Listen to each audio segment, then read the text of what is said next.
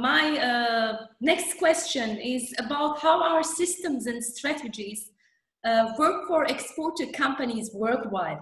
Because as I'm in touch with them, my 6 years in the Exporters Association, so many of them are struggling for marketing to selling and finding new opportunities worldwide.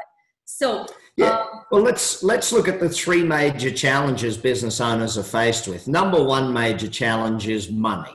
They've got to make more money. Number two is time. They're usually working too many hours. And number three is team. They usually can't find, keep, or get the best people.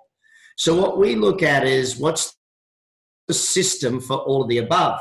So when it comes to sales and marketing, you've got to sit down and plan for your business and say, okay, what is the system for sales and marketing in my business? How do I get new leads? How do I convert those prospects into new customers? My sales systems.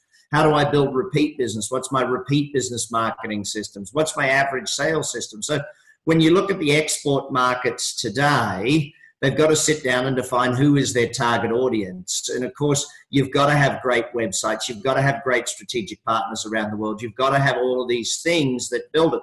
Then you've got to look at how you actually handle all of the marketing so that you can make certain that the business is communicating the right message to those people. What is, and even today, like the simplest lessons in marketing that I guarantee you most exporters are not understanding, but marketing is dying and ratings are growing. So what are your ratings like online? If you look at your Google rating, your Facebook rating, how are you being rated on the international sites where people are buying your products around the world? Where is your ratings? Your testimonial level, how many testimonials do you have? Because in the know, like, and trust era that we're in, how are you building trust? And it needs to be because other people trust you, you'll get more trust from other buyers. So simple things like that. When we look at time, it comes down to how are you managing the people in your organization? How are you managing your time? What projects are you doing? When it comes to people, how are you recruiting people? How are you training them? How are you keeping them on board, managing and leading your people? You know, look, I hate to say it, but exporters are facing approximately the exact same problem as the rest of us. And I know, having been an exporter many times in many different businesses, currently I'm a very big importer in one of my businesses, a vehicle importing business in Australia. I know that every time you go to work and you think your business is different is the day you get in trouble. Your business is the same as all of my business. Like, right now, if I look at it, I have the veterinary business I just bought. I have property management companies, a vehicle importing company, commercial cleaning businesses, restaurants, consulting companies, you name it. They've all got the same problems. They got to make more money.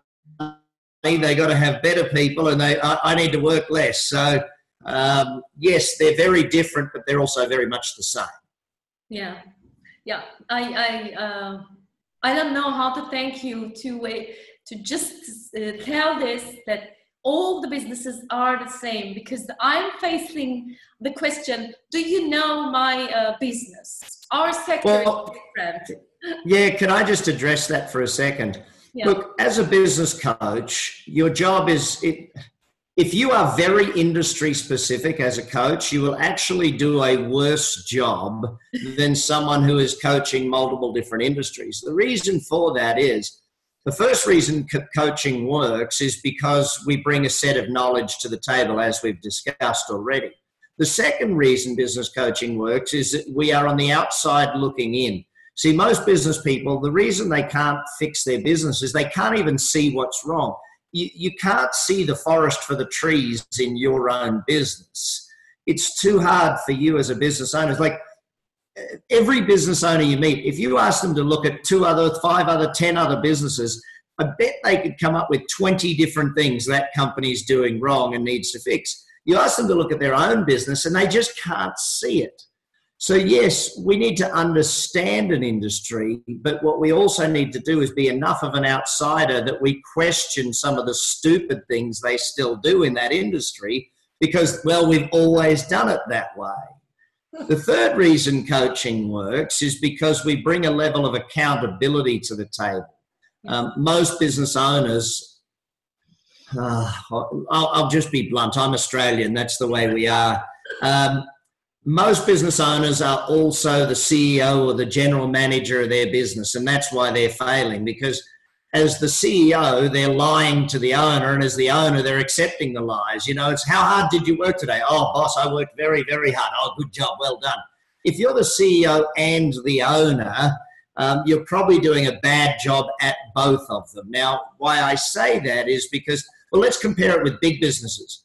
Big businesses have shareholders and boards of directors who demand growth from the owner. They demand that the owner grows the business.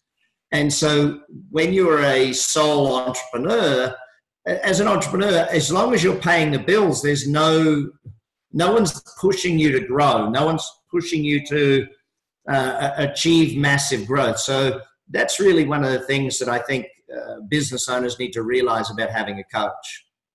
Yeah, thank you very much. Thank you for this clear information about business coaching.